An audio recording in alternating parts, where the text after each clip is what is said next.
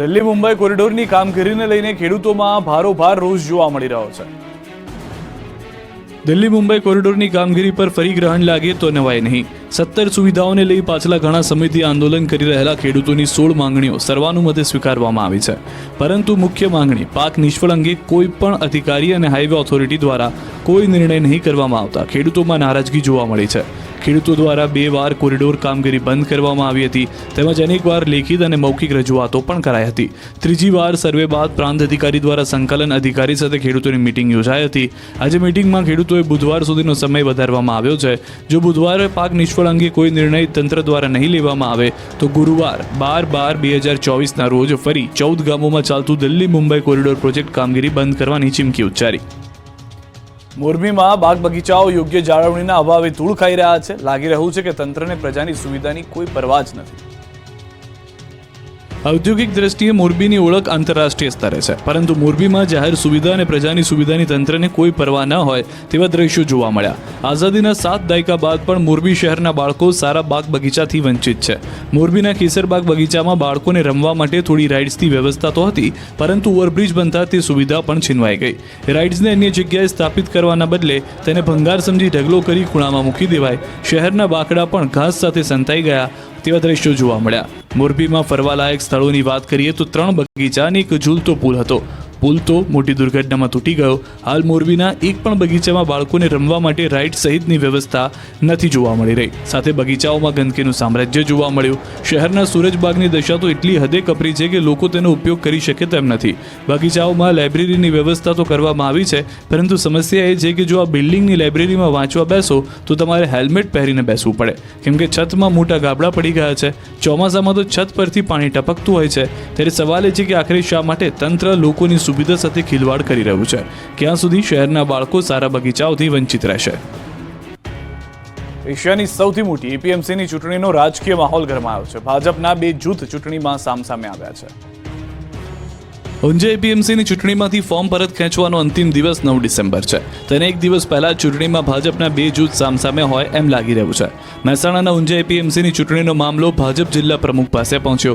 ચૂંટણીમાં પ્રમુખ પદ માટે ભાજપના જ 2 જૂથ વચ્ચે જંગ છે. જિલ્લા ભાજપ પ્રમુખ ગિરીશ રાજગોર ચૂંટણી બિનહરીફ કરાવવા પ્રયાસ કરી રહ્યા છે. ભાજપના 2 જૂથમાં પ્રમુખ પદ વહેંચી વિવાદ ટાળવાનો પ્રયાસ કરાઈ રહ્યો છે. પૂર્વ ચેરમેન દિનેશ પટેલ અને ધારાસભ્ય કે પટેલ સાથે કમલમમાં ચર્ચા થઈ હોવાનો સૂત્રો પાસેથી માહિતી આવી. સાથે જ બંધ બારણે ચર્ચા બાદ 2.5 વર્ષની ટર્મ વહેંચાય તેવી માહિતી સૂત્રો દ્વારા મળી રહી છે. ભાજપના બંને ગ્રુપને 2.5 વર્ષની સત્તા મળી શકે છે. દિનેશ પટેલ અને કે પટેલના જૂથને 2.5 વર્ષ ચેરમેન પદ આપવામાં આવી શકે છે. બંનેને સાચવવા અને આંતરિક વિવાદ ટાળવા જિલ્લા પ્રમુખ પ્રયાસ કરી રહ્યા છે. મહત્વનું છે કે એશિયાની સૌથી મોટી ગણાતી ઊંઝા એપીએમસીની 16 ડિસેમ્બરે ચૂંટણી યોજાનાર છે, જ્યારે 17 ડિસેમ્બરે મતગણતરી હાથ ધરાશે.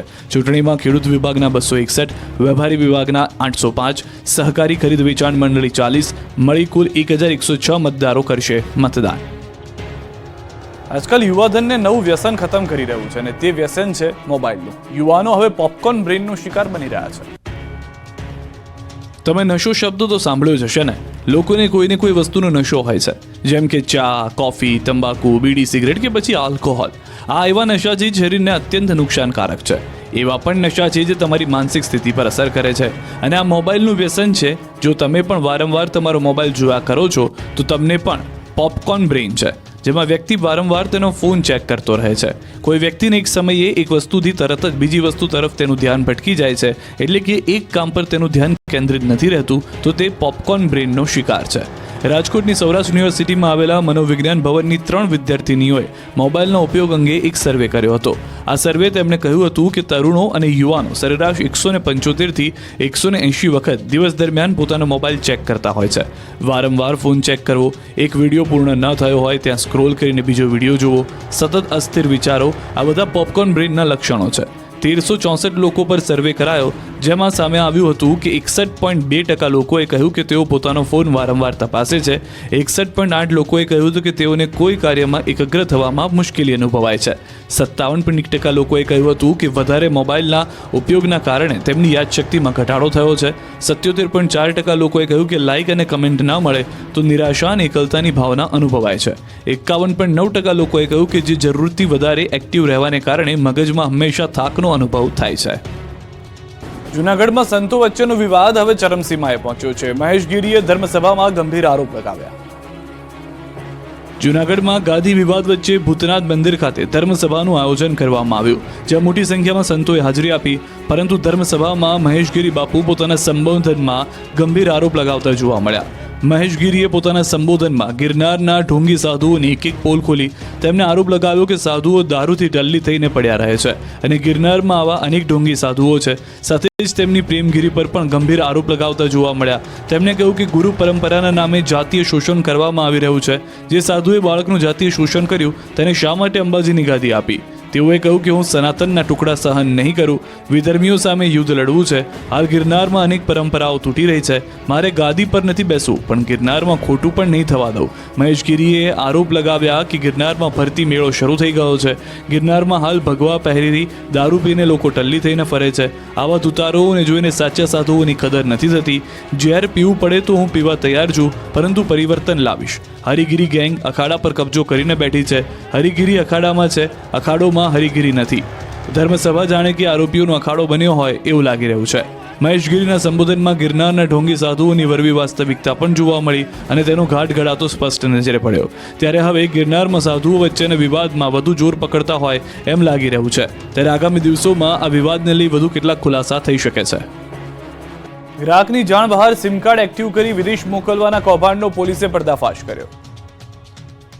સિમ કાર્ડ ખરીદવા આવતા ગ્રાહકોની જાણ બહાર તેનું સિમ કાર્ડ એક્ટિવ કરવામાં આવતું અને બાદમાં તે કાર્ડને વિદેશ મોકલવાના ષડયંત્રનો પર્દાફાશ થયો છે.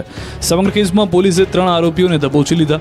અમદાવાદના શાહીબાગ ખાતે આવેલ ફોરેન પોસ્ટ ઓફિસમાંથી સુપ્રિન્ટેન્ડન્ટ કસ્ટમ અધિકારી દ્વારા સાયબર ક્રાઇમને માહિતી મળી કે એક પાર્સલ વડોદરાથી આવ્યું છે જે દુબઈ મોકલવાનું છે, જેમાં 55 જેટલા શંકાસ્પદ સિમ કાર્ડ મળી આવ્યા છે. સાયબર ક્રાઇમે આ અંગે વધુ તપાસ શરૂ કરી. તપાસ દરમિયાન 3 શંકાસ્પદ ઇસમો મળી આવતા પોલીસે તેની ધરપકડ કરી. સાયબર ક્રાઇમે રાહુલ શાહ, કાંતિ બલદાણિયા અને અજય ભાલિયા નામના 3 આરોપીઓની ધરપકડ કરી. આરોપીઓ નવા સિમ કાર્ડ ખરીદવા માટે આવતા ગ્રાહકોના 2 પ્રકારે સિમ કાર્ડ કાઢતા, ડિજિટલ પ્રોસેસથી ગ્રાહકની બાયોમેટ્રિક ફિંગરપ્રિન્ટ અને આધાર કાર્ડ નંબર નાખી સિમ કાર્ડ કાઢતા, બાદમાં પ્રોસેસ ઓફલાઈન કરીને ગ્રાહકનો ફોટો પાડી ગ્રાહકના આધાર કાર્ડનો ફોટો અપલોડ કરી તેના નામે સિમ કાર્ડ એક્ટિવ કરતા, બાદમાં એક સિમ કાર્ડ જે તે ગ્રાહકને આપતા, જ્યારે બીજું કાર્ડ તે પોતાની પાસે રાખતા. આરોપીએ મોકલેલ પાર્સલમાં અજાણ્યા ઈસમનું નામ લખીને સ્પીડ પોસ્ટ કર્યું હતું. પકડાયેલા આરોપીઓની પૂછપરછમાં સામે આવ્યું છે કે રાહુલ શાહ પાસેથી કાંતિ બલદાણિયા સિમ કાર્ડ ખરીદતો અને તેની પાસેથી અજય ભાલિયા સિમ કાર્ડ મેળવતો. અજય ભાલિયા દુબઈમાં કોઈ નવીન નામના વ્યક્તિ સાથે સંપર્કમાં હતો. અમદાવાદમાં પરિણીતાના કેસમાં પતિ, સસરા અને સાસુની ધરપકડ કરી છે. અમદાવાદના નરોડામાં 7 વર્ષના બાળક સાથે પરિણીતાના આપઘાત કેસમાં પોલીસે દુષ્પ્રેરણાનો ગુનો દાખલ કર્યો છે. સાથે જ પતિ, સસરા અને સાસુની ધરપકડ કરી છે. નરોડાની હંસપુરાની સારથી રેસિડેન્સીમાં રહેતા પરિણીતાએ 7 વર્ષના બાળક સાથે 3જા માળેથી છલાંગ લગાવી આત્મહત્યા કરી હતી. પરિણીતાએ પહેલા પોતાના બાળકને નીચે ફેંક્યું, બાદમાં તેણે પોતે છલાંગ લગાવી. સમગ્ર કેસમાં પોલીસે તપાસનો ધમધમાટ શરૂ કર્યો. પ્રાથમિક તપાસમાં છેલ્લા ઘણા સમયથી પરિણીતાને તેના પતિ અને સાસુ સસરા સાથે તકરાર ચાલી રહી હતી. આ તરફ પરિણીતાના ભાઈએ પણ આરોપ કર્યો છે કે છેલ્લા 5 વર્ષથી તેની બહેનને તેનો પતિ અને સાસુ સસરા માનસિક ત્રાસ આપી રહ્યા હતા. મૃતક બાળકને પણ બોલવામાં તકલીફ હોવાથી સાસરિયા પક્ષને વાંધો હતો, જેને લઈ વારંવાર ઝઘડા થઈ રહ્યા હતા. વારંવાર અપાતા માનસિક ત્રાસ અને ઝઘડાથી કંટાળી આખરે પરિણીતાએ મોતને વહાલું કરી લીધું. હાલ તો પોલીસે પતિ, સાસુ અને સસરાની ધરપકડ કરી વધુ કાર્યવાહી હાથ ધરી છે. મોરબીમાં જુગારધામ રેડ કેસમાં બેદરકારી બદલ પોલીસ કર્મીઓ પર તવાઈ બોલાવવામાં આવી. મોરબીના ટંકારામાં હાઈ પ્રોફાઇલ જુગારધામ રેડમાં ગેરરીતિ સામે આવતા પોલીસ કર્મીઓ પર એક્શન લેવામાં આવ્યા છે. જુગારધામ પર રેડ કરનાર પીઆઈ YK ગોહિલ અને હેડ કોન્સ્ટેબલ મહિપતસિંહ સોલંકીને સસ્પેન્ડ કરવામાં આવ્યા છે. સાથે જ તેમની બદલી દાહોદ જિલ્લામાં કરી દેવાઈ છે. જુગારધામ રેડ કેસ સ્ટેટ મોનિટરિંગ સેલે સમગ્ર કાર્યવાહી કરતા પોલીસ બેડામાં પણ ચકચાર મચી છે. એક મહિના પહેલા ટંકારામાં પોલીસે હાઈ પ્રોફાઇલ જુગારધામ પર રેડ કરી. ટંકારાના કમ્ફર્ટ રિસોર્ટમાં ટોકન દ્વારા જુગારધામ ચલાવવામાં આવી રહ્યું હતું. પોલીસે જે તે સમયે 9 જુગારીઓ સહિત 63 લાખના મુદ્દામાલ પણ જપ્ત કર્યો. રેડમાં ગેરરીતિ થઈ હોવાની શક્યતાઓ સેવાઈ રહી હતી, જેને લઈ સ્ટેટ મોનિટરિંગ સેલના DIG નરલિપ્ત રાય અને DYSP KT કામરિયાની ટીમે ટંકારામાં ધામા નાખ્યા અને સમગ્ર કેસની ઊંડાણપૂર્વક તપાસ શરૂ કરી. તપાસમાં PI સહિતના પોલીસ કર્મીઓએ ગેરરીતિ કરી હોવાનું સામે આવ્યું. ત્યારે સમગ્ર કેસની તપાસ હજુ પણ કેટલાક ખુલાસા થઈ શકે છે. હાલ તો PI સહિતના પોલીસ કર્મીઓને સસ્પેન્ડ કરી વધુ તપાસ શરૂ કરાઈ છે. આજકાલ યુવાધન નશાના રવાડે ચડી ગયું છે. યુવાનોમાં જાગૃતિ લાવવા પોલીસ અવનવા અભિયાન ચલાવે છે. સુરત ગ્રામ્ય પોલીસ દ્વારા મિની મેરેથોન દોડવાનું આયોજન કરાયું છે. તેનો એકમાત્ર ઉદ્દેશ હતો યુવાનોને નશાના દૂષણથી દૂર કરવા. આજકાલ રાજ્યમાં યુવાનો ડ્રગ્સના રવાડે ચડી રહ્યા છે. ડ્રગ્સ, ગાંજા, દારૂ સહિતના નશીલા પદાર્થોનું સેવન વધી રહ્યું છે, જેના કારણે ડ્રગ્સ માફિયા પણ બેફામ બન્યા છે. ત્યારે યુવાનો ડ્રગ્સ સહિતના નશીલા પદાર્થોથી દૂર રહે અને વ્યસનોથી થતા નુકસાનની જાગૃતિ થાય તે માટે સુરત ગ્રામ્ય પોલીસે વારંવાર કાર્યક્રમોનું આયોજન કર્યું છે. ત્યારે બારડોલી ખાતે યોજાયેલ બારડોલી મેરેથોન 2024માં 3 કિલોમીટર, 5 કિલોમીટર અને 10 કિલોમીટરની દોડ રાખવામાં આવી હતી, જેમાં 15,000 જેટલા દોડવીરોએ ભાગ લીધો. આ મિની મેરેથોનમાં ધારાસભ્ય ઈશ્વર પરમાર, સાંસદ પ્રભુ વસાવા, રેન્જ આઈજી, જિલ્લા પોલીસ વડા સહિત અગ્રણીઓ હાજર રહ્યા. મેરેથોનમાં યુવાનો ડ્રગ્સના દૂષણથી કેવી રીતે બચી શકે છે તે અંગે ગ્રામ્ય પોલીસ દ્વારા માર્ગદર્શન આપવામાં આવ્યું. શિયાળુ પાકની વાવણી માટે ખેડૂતોને ખાતરની હાલાકીનો સામનો કરવો પડી રહ્યો છે. અરવલ્લીના ખેડૂતોએ ખાતર નહીં મળે તો વિરોધ પ્રદર્શનની ચીમકી ઉચ્ચારી. અરવલ્લી જિલ્લામાં છેલ્લા ઘણા સમયથી યુરિયા ખાતરની અછત સર્જાતા ખેડૂતોને ભારે હાલાકીનો સામનો કરવો પડી રહ્યો છે. છેલ્લા 1.5 મહિનાથી ખાતર ન મળતું હોવાના ખેડૂતો આરોપ લગાવી રહ્યા છે, જેના કારણે ઊભા પાકને નુકસાન જવાની ખેડૂતો ભીતિ સેવી રહ્યા છે.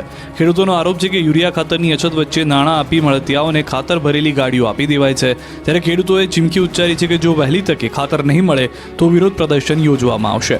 અરવલ્લી જિલ્લામાં રવિ સિઝનમાં 1 લાખ એકર કરતાં વધુ જમીનમાં ઘઉં, મકાઈ, ચણા જેવા પાકોનું વાવેતર કર્યું છે. જિલ્લામાં સૌથી વધુ વાવેતર ઘઉંનું કરવામાં આવ્યું છે. સિઝનની શરૂઆતમાં જ પાકના પાયામાં નાખવામાં આવ્યા ડીએપી ખાતરની અછત સર્જાઈ છે. તેમ છતાં ખેડૂતોએ મોંઘા ભાવના બિયારણ લાવી વાવેતર કર્યું. ત્યારે હવે પાકને બીજા પાણ સાથે યુરિયા ખાતર આપવાની જરૂરિયાત ઊભી છે, પરંતુ છેલ્લા ઘણા સમયથી યુરિયા ખાતરની અછત સર્જાતા ખેડૂતોની મુશ્કેલી વધી ગઈ છે.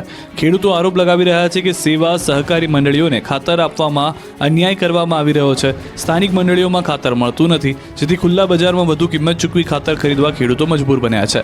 શામલપુર ગામની સહકારી મંડળીના ચેરમેનનું કહેવું છે કે છેલ્લા 8 મહિનાથી ખાતર માટે ઓર્ડર આપવામાં આવ્યો છે, પરંતુ આજ દિન સુધી ખાતર આવ્યું નથી. વડોદરાના કોંગ્રેસ કોર્પોરેટર પર ખેડૂતોએ ગંભીર આક્ષેપ લગાવ્યા. વડોદરાના કોર્પોરેટર હરીશ પટેલ વિવાદમાં ફસાયા છે. કોર્પોરેટર પર ખેડૂત પરિવારે ગંભીર આરોપ લગાવતા શહેરની રાજનીતિમાં ગરમાવો આવ્યો છે. ચાણી ગામના ખેડૂત પરિવારે કોર્પોરેટર હરીશ પટેલ પર આરોપ લગાવ્યો છે કે રોડના કોન્ટ્રાક્ટરે કોર્પોરેટર હરીશ પટેલના કહેવાથી જીસીબીની મદદથી તેમના ખેતરની ફેન્સિંગ તોડી. ખેડૂતનો એ પણ આરોપ છે કે ટીપી ફાઇનલ ના થઈ હોવા છતાં ફેન્સિંગ તોડી નાખતા ખેડૂતનો મુશ્કેલીમાં મુકાયા હોવાની વાત છે. ફેન્સિંગ તોડી નાખવાના કારણે ખેડૂતોના પશુ માટેના ઘાસચારા અને ઊભા પાકને નુકસાન જવાની ભીતિ સેવાઈ રહી છે. સમગ્ર ઘટનાને લઈને ખેડૂતે છાણી પોલીસ સ્ટેશનમાં કોર્પોરેટર હરીશ પટેલ અને રોડ કોન્ટ્રાક્ટર સામે અરજી કરી છે. જોકે આ મામલે કોર્પોરેટર હરીશ પટેલે સમગ્ર આરોપ ફગાવ્યા છે. તેમનું કહેવું છે કે ખેડૂતે જે આરોપ તેમની પર લગાવ્યા છે તે આરોપ પાયાવિહોણા છે. સાથે જ તેઓએ કહ્યું હતું કે હું ખેડૂત સામે માનહાનિનો દાવો કરીશ. જોકે હાલ તો પોલીસે ખેડૂતની અરજી લઈને તપાસ શરૂ કરી છે, તો આ તરફ ખેડૂત પરિવાર પણ પોલીસ પાસે ન્યાયની ગુહાર લગાવી રહ્યો છે. દિલ્હી મુંબઈ કોરિડોરની કામગીરીને લઈને ખેડૂતોમાં ભારોભાર રોષ જોવા મળી રહ્યો છે. દિલ્હી મુંબઈ કોરિડોરની કામગીરી પર ફરી ગ્રહણ લાગે તો નવાય નહીં. 17 સુવિધાઓને લઈ પાછલા ઘણા સમયથી આંદોલન કરી રહેલા ખેડૂતોની 16 માંગણીઓ સર્વાનુમતે સ્વીકારવામાં આવી છે, પરંતુ મુખ્ય માંગણી પાક નિષ્ફળ અંગે કોઈ પણ અધિકારી અને હાઈવે ઓથોરિટી દ્વારા કોઈ નિર્ણય નહીં કરવામાં આવતા ખેડૂતોમાં નારાજગી જોવા મળી છે. ખેડૂતો દ્વારા 2 વાર કોરિડોર કામગીરી બંધ કરવામાં આવી હતી, તેમજ અનેક વાર લેખિત અને મૌખિક રજૂઆતો પણ કરાઈ હતી. ત્રીજી વાર સર્વે બાદ પ્રાંત અધિકારી દ્વારા સંકલન અધિકારી સાથે ખેડૂતોની મીટિંગ યોજાઈ હતી. આજે મીટિંગમાં ખેડૂતોએ બુધવાર સુધીનો સમય વધારવામાં આવ્યો છે. જો બુધવારે પાક નિષ્ફળ અંગે કોઈ નિર્ણય તંત્ર દ્વારા નહીં લેવામાં આવે તો ગુરુવાર 12/12/2024ના રોજ ફરી 14 ગામોમાં ચાલતું દિલ્હી મુંબઈ કોરિડોર પ્રોજેક્ટ કામગીરી બંધ કરવાની ચીમકી ઉચ્ચારી. મોરબીમાં બાગ બગીચાઓ યોગ્ય જાળવણીના અભાવે ધૂળ ખાઈ રહ્યા છે. લાગી રહ્યું છે કે તંત્રને પ્રજાની સુવિધાની કોઈ પરવા જ નથી. ઔદ્યોગિક દ્રષ્ટિએ મોરબીની ઓળખ આંતરરાષ્ટ્રીય સ્તરે છે, પરંતુ મોરબીમાં જાહેર સુવિધા અને પ્રજાની સુવિધાની તંત્રને કોઈ પરવા ન હોય તેવા દ્રશ્યો જોવા મળ્યા. આઝાદીના 7 દાયકા બાદ પણ મોરબી શહેરના બાળકો સારા બાગ બગીચાથી વંચિત છે. મોરબીના કેસરબાગ બગીચામાં બાળકોને રમવા માટે થોડી રાઇડ્સની વ્યવસ્થા તો હતી, પરંતુ ઓવરબ્રિજ બનતા તે સુવિધા પણ છીનવાઈ ગઈ. રાઇડ્સને અન્ય જગ્યાએ સ્થાપિત કરવાના બદલે તેને ભંગાર સમજી ઢગલો કરી ખૂણામાં મૂકી દેવાય. શહેરના બાકડા પણ ઘાસ સાથે સંતાઈ ગયા તેવા દ્રશ્યો જોવા મળ્યા. મોરબીમાં ફરવાલાયક સ્થળોની વાત કરીએ તો 3 બગીચા અને એક ઝૂલતો પુલ હતો. પુલ તો મોટી દુર્ઘટનામાં તૂટી ગયો. હાલ મોરબીના એક પણ બગીચામાં બાળકોને રમવા માટે રાઇડ સહિતની વ્યવસ્થા નથી જોવા મળી રહી. સાથે બગીચાઓમાં ગંદકીનું સામ્રાજ્ય જોવા મળ્યું. શહેરના સૂરજબાગની દશા તો એટલી હદે કપરી છે કે લોકો તેનો ઉપયોગ કરી શકે તેમ નથી. બગીચાઓમાં લાઇબ્રેરીની વ્યવસ્થા તો કરવામાં આવી છે, પરંતુ સમસ્યા એ છે કે જો આ બિલ્ડિંગની લાઇબ્રેરીમાં વાંચવા બેસો તો તમારે હેલ્મેટ પહેરીને બેસવું પડે, કેમ કે છતમાં મોટા ગાબડા પડી ગયા છે. ચોમાસામાં તો છત પરથી પાણી ટપકતું હોય છે. ત્યારે સવાલ એ છે કે આખરે શા માટે તંત્ર લોકોની સુવિધા સાથે ખિલવાડ કરી રહ્યું છે? ક્યાં સુધી શહેરના બાળકો સારા બગીચાઓથી વંચિત રહેશે? એશિયાની સૌથી મોટી એપીએમસીની ચૂંટણીનો રાજકીય માહોલ ગરમાયો છે. ભાજપના બે જૂથ ચૂંટણીમાં સામસામે આવ્યા છે. ઊંઝા એપીએમસીની ચૂંટણીમાંથી ફોર્મ પરત ખેંચવાનો અંતિમ દિવસ 9 ડિસેમ્બર છે. તેને એક દિવસ પહેલા ચૂંટણીમાં ભાજપના બે જૂથ સામસામે હોય એમ લાગી રહ્યું છે. મહેસાણાના ઊંઝા એપીએમસીની ચૂંટણીનો મામલો ભાજપ જિલ્લા પ્રમુખ પાસે પહોંચ્યો. ચૂંટણીમાં પ્રમુખ પદ માટે ભાજપના જ બે જૂથ વચ્ચે જંગ છે. જિલ્લા ભાજપ પ્રમુખ ગિરીશ રાજગોર ચૂંટણી બિનહરીફ કરાવવા પ્રયાસ કરી રહ્યા છે. ભાજપના બે જૂથમાં પ્રમુખ પદ વહેંચી વિવાદ ટાળવાનો પ્રયાસ કરાઈ રહ્યો છે. પૂર્વ ચેરમેન દિનેશ પટેલ અને ધારાસભ્ય કે પટેલ સાથે કમલમમાં ચર્ચા થઈ હોવાનો સૂત્રો પાસેથી માહિતી આવી. સાથે જ બંધ બારણે ચર્ચા બાદ અઢી વર્ષની ટર્મ વહેંચાય તેવી માહિતી સૂત્રો દ્વારા મળી રહી છે. ભાજપના બંને ગ્રુપને અઢી વર્ષની સત્તા મળી શકે છે. દિનેશ પટેલ અને કે પટેલના જૂથને અઢી વર્ષ ચેરમેન પદ આપવામાં આવી શકે છે. બંનેને સાચવવા અને આંતરિક વિવાદ ટાળવા જિલ્લા પ્રમુખ પ્રયાસ કરી રહ્યા છે. મહત્વનું છે કે એશિયાની સૌથી મોટી ગણાતી ઊંઝા એપીએમસીની 16 ડિસેમ્બરે ચૂંટણી યોજાનાર છે, જ્યારે 17 ડિસેમ્બરે મતગણતરી હાથ ધરાશે. ચૂંટણીમાં ખેડૂત વિભાગના 261, વેપારી વિભાગના 805, સહકારી ખરીદ વેચાણ મંડળી 40, મળી કુલ 1106 મતદારો કરશે મતદાન. આજકાલ યુવાધનને નવું વ્યસન ખતમ કરી રહ્યું છે, અને તે વ્યસન છે મોબાઈલનું. યુવાનો હવે પોપકોર્ન બ્રેઇનનો શિકાર બની રહ્યા છે. તમે નશો શબ્દ તો સાંભળ્યો જ હશે ને? લોકોને કોઈને કોઈ વસ્તુનો નશો હોય છે, જેમ કે ચા, કોફી, તંબાકુ, બીડી, સિગરેટ કે પછી આલ્કોહોલ. આ એવા નશા છે જે શરીરને અત્યંત નુકસાનકારક છે. એવા પણ નશા છે જે તમારી માનસિક સ્થિતિ પર અસર કરે છે. અને આ મોબાઈલનું વ્યસન છે. જો તમે પણ વારંવાર તમારો મોબાઈલ જોયા કરો છો તો તમને પણ પોપકોર્ન બ્રેઇન છે, જેમાં વ્યક્તિ વારંવાર તેનો ફોન ચેક કરતો રહે છે. કોઈ વ્યક્તિને એક સમયે એક વસ્તુથી તરત જ બીજી વસ્તુ તરફ તેનું ધ્યાન ભટકી જાય છે, એટલે કે એક કામ પર તેનું ધ્યાન કેન્દ્રિત નથી રહેતું, તો તે પોપકોર્ન બ્રેઇનનો શિકાર છે. રાજકોટની સૌરાષ્ટ્ર યુનિવર્સિટીમાં આવેલા મનોવિજ્ઞાન ભવનની 3 વિદ્યાર્થીનીઓએ મોબાઈલનો ઉપયોગ અંગે એક સર્વે કર્યો હતો. આ સર્વે તેમણે કહ્યું હતું કે તરુણો અને યુવાનો સરેરાશ 175 થી 180 વખત દિવસ દરમિયાન પોતાનો મોબાઈલ ચેક કરતા હોય છે. વારંવાર ફોન ચેક કરવો, એક વિડીયો પૂર્ણ ન થયો હોય ત્યાં સ્ક્રોલ કરીને બીજો વિડીયો જોવો, સતત અસ્થિર વિચારો, આ બધા પોપકોર્ન બ્રેઇનના લક્ષણો છે. 1364 લોકો પર સર્વે કરાયો, જેમાં સામે આવ્યું હતું કે 61.2% લોકોએ કહ્યું કે તેઓ પોતાનો ફોન વારંવાર તપાસે છે. 61.8% લોકોએ કહ્યું હતું કે તેઓને કોઈ કાર્યમાં એકાગ્ર થવામાં મુશ્કેલી અનુભવાય છે. 57% લોકોએ કહ્યું હતું કે વધારે મોબાઈલના ઉપયોગના કારણે તેમની યાદશક્તિમાં ઘટાડો થયો છે. 77.4% લોકોએ કહ્યું કે લાઇક અને કમેન્ટ ન મળે તો નિરાશા અને એકલતાની ભાવના અનુભવાય છે. 51.9% લોકોએ કહ્યું કે જે જરૂરથી વધારે એક્ટિવ રહેવાને કારણે મગજમાં હંમેશા થાકનો અનુભવ થાય છે. આપણું ગુજરાતમાં અત્યારે બસ આટલું જ. આપ જોતા રહો ગુજરાતની number 1 news channel news 18 Gujarati.